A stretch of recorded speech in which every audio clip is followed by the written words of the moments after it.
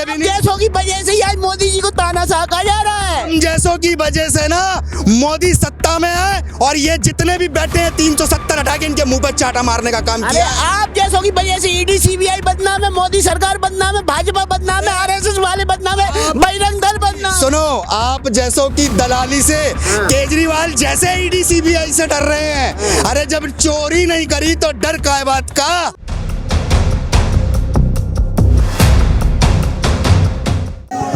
देखिए, भाजपा की साजिश नहीं है, भाजपा के देश हित के किए गए कार्यों को रोकने का प्रयास है। ये वो साजिश है। अगर भारत के अंदर हिंदू अपनी शोभा यात्रा नहीं निकालेंगे तो कहाँ निकालेंगे? सबसे बड़ा प्रश्न ये है। ममता कहती है कि शांति प्रिय समुदाय के यहाँ तुमको यात्रा नहीं निकालनी है। क्यों भाई? तुम पाकिस्तान के लाहौर की मुख्यमंत्री हो क्या? है तुम भारत में हो और भारत का संविधान प्रत्येक नागरिक को उसकी स्वतंत्रता का अधिकार देता है और हमें हमारे त्योहारों को मनाने का, भावनाओं को आहत करने का अधिकार तो कोई संविधान नहीं देता है। अगर आप मस्जिद के सामने जय श्री राम चिल्लाओगे, तलवारें लहराओगे, डंडे लहराओगे तो वो तो कोई भी परमिशन नहीं देगा। एक बात बताइए, जय श्री राम हम जगह और स्थान को देख के लगाएंगे क्या? जहां यात्रा होगी और जब यात्रा चल रही होगी तो उसमें जय श्री राम के नारे तो बराबर लगाए जाएंगे। अब उस यात्रा के दौरान अगर आपकी मस्जिद बीच में आ रही है तो ये हमारा कोई दोस्त थोड़ी है। आप अवैध अतिक्रमण करके सड़कों पे बनाते क्यों हो? पहले तो बात ये है, आप अपनी रजिस्ट्री दिखाओ ना। अगर उन्हें इतनी आपत्ति हमारी यात्राओं से है, मैं तो ये कहता हूँ कि सरकारें सबसे पहले इनकी रजिस्ट्रियां चेक कर लें। जो तो जब मस्जिदों की रजिस्ट्रियां चेक करेगी सरकार तो मंदिरों की भी तो करेगी। मंदिर, एक बात बताइए, सनातन अनादिकाल से भारत के अंदर है और ये कब के आए हुए हैं तो रजिस्ट्री किसकी तय होगी?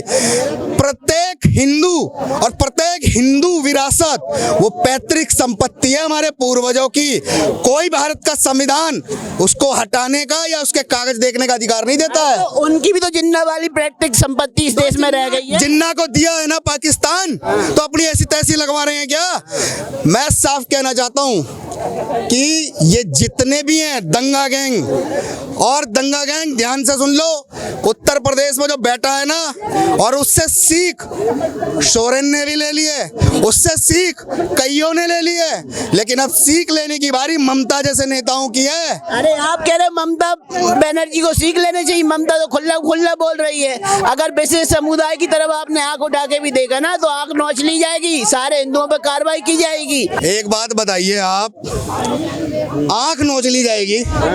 यहाँ क्या चूड़ियां पहन के बैठा हुआ है हिंदू?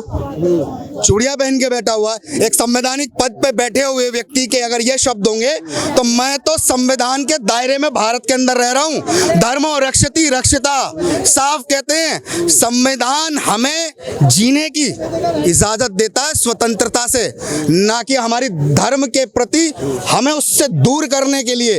अगर हमारे धर्म पे कुठाराघात होगा ना, जैसे आप बोल रहे हैं कि आंखें नोच ली जाएंगी, यहाँ किसी ने चूड़ी नहीं पहन रखी है। जो आंखें नोचने के लिए सोचेगा भी ना, उसको उसकी भाषा में जवाब देने के लिए तैयार है हम भी। जो भगवा आप पहने हुए ना, जो भगवा पहन के घूम रहा है ना, सबको गुंडों की शहरी में गिनती की जा रही है बंगाल में। मेरी बात पत्रकार महोदय, भगवा सिर्फ उनको बुरा लगता है जिनके कर्म भड़वों वाले हैं, और वो भड़वे दूर रहे भगवा से, क्योंकि हम लोग अपनी विरासत को संभालना बहुत अच्छे जानते हैं। भगवा बलिदान है, ये क्या जाने दो कौड़ी के और ये चप्पल पहन के मुख्यमंत्री बनने वाले जो बिना शिक्षा के मुख्यमंत्री बन जाते हैं बिहार के अंदर, और दिल्ली का मुख्यमंत्री कहता है कि प्रधानमंत्री की डिग्री दिखाओ। इन सब में 3rd डिग्री चलेगी, ये भी याद रखना।